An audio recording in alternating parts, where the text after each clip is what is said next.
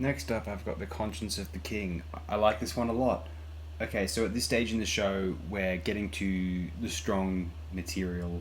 I think Conscience of the King is the beginning of a streak of, I think, relatively solid episodes, which, looking over it, isn't truly broken up before the end of the season. Maybe by the end of the season, to be fair, this last episode. We'll get to that, though.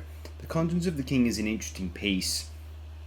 It establishes some facts about Kirk's backstory, wherein he was one of the subjects of this planet, an Earth colony, or, the settlement, which wound up being ruled by this ruthless dictator who's presumed sort of dead, brought to justice. But one of Kirk's old friends from that world, a fellow survivor, is convinced that an actor in this play is that very dictator, having changed his appearance. Perhaps it's harkening back to those old ideas slash conspiracy theories that Adolf Hitler had survived his death at the end of this, toward the end of the Second World War there, and it's an interesting piece, kind of creepy and just.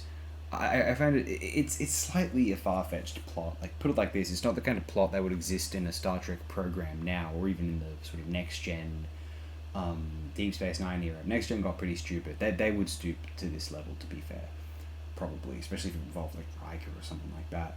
But I think Shatner gives like a solid performance. I mean, as solid as you can give on this show, frankly. And the direction is good. The guest cast perform, I think, fairly strong.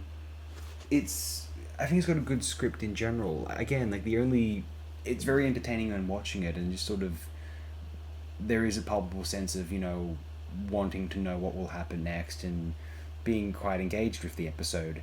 Again, my only problem is as such, it's just, like, imagine if you're reading, like, the history of Starfleet, Captain Kirk's biography within the Star Trek universe.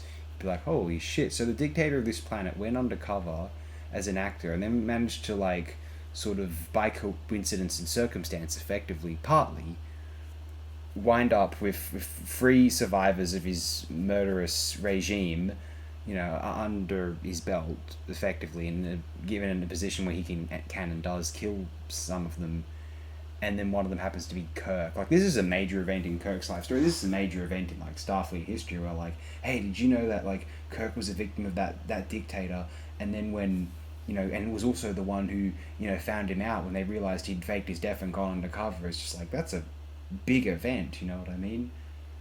It's a tad contrived, but, it makes a very fun and engaging Star Trek material when you're actually watching it, which is quite nice.